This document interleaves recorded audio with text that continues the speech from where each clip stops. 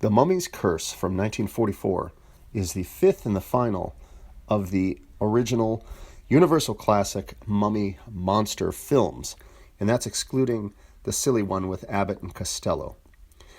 And going into this, I've enjoyed all of these Mummy films. I don't really have one that's maybe necessarily a favorite, although I am partial to the Boris Karloff version. But coming into this, I was really hoping that in this, the fifth final film, they would kind of bring a sense of conclusion to the Kharis character, this poor mummy guy who keeps getting reanimated over and over again in these films. Well, once again, he's back. So we're in America, and we're in the swamps somewhere. And we have these workers who have been given instructions by their manager that they're going to drain the swamp, but they're freaked out that it's cursed. As, if you remember from the last film, The Mummy's Ghost, our character Kharis and his bride both submerged into the swamp at the end of the film. So, there's something creepy going on in the swamp. Now, the guy who's the project manager of draining this swamp, he's not happy that we have two characters who show up, this Dr. James Halsey, played by Dennis Moore, and Dr. Ilzor Zandaab, played by Peter Coe. So these two characters show up, and they're convinced that there are a couple mummies out here in the swamp. I believe it's set in the Louisiana Bayou. I'm not sure. So between the two of them wanting to find mummies and the work crew all convinced that the swamp is haunted, this project manager isn't happy. He just wants to get this swamp drained. You expect me to believe a story as fantastic as that? As a matter of fact, the Egyptians themselves doubt the legend of Kharis. But nevertheless, a small group in Egypt did harbor the mummy through the centuries. So Zandaab secretly sneaks into the swamp and he meets with Ragheb, who's played by Martin Kosleck, who is part of this mysterious Arkam sect.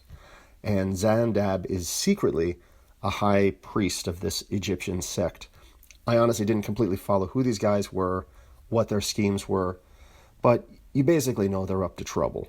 And sure enough, they've found Kharis and they have him there in the sarcophagus sleeping. And of course, you want to bring him back to life again. What do you use? Those delicious tana tea leaves. And again, our buddy Lon Chaney Jr. is back under all the wraps. You can barely tell it's him at all. The makeup, as usual, looks amazing. And I also thought it was really cool in this film how it gives a nice recap of the events of the previous films, shown through actual flashback sequences. That was good, and I thought it was appropriate that for this, the fifth and final film, we're kind of doing a recap of what has happened before. So the mummy is given some of that tasty tana leaf tea, and soon he is up and about, and he's just killed the owner of the tomb who had been checking in to see what was going on. And then we cut over to the character Princess Ananka, who slowly rises from the mud in this pretty cool sequence. She wears what looks like very uncomfortable mud makeup. And there's a scene of her just like staggering around all crazy, caked in mud, dramatically reanimating. And I actually really like that scene. She goes into this pond after all of that and cleans up and then later staggers through the woods. She's probably got a smell pretty bad by this point. And she's found by one of the workers who brings her back into town. Now the mummy knows she's out there and he goes out looking for her. And a lot of the film becomes basically the mummy looking for her and her on the run.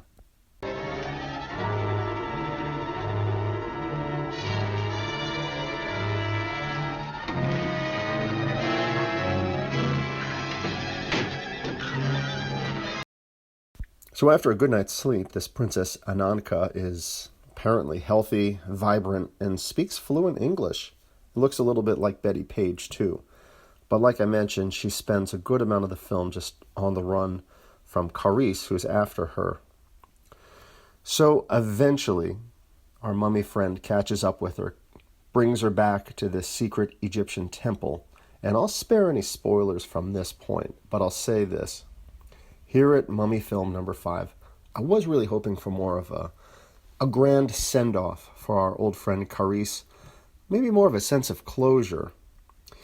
And instead, they easily could have gone right into another 6th Universal Classic Mummy film based on how this one ended. Now, don't get me wrong, I still enjoyed it, but I kind of hope they had wrapped up the character in maybe more of a satisfying way.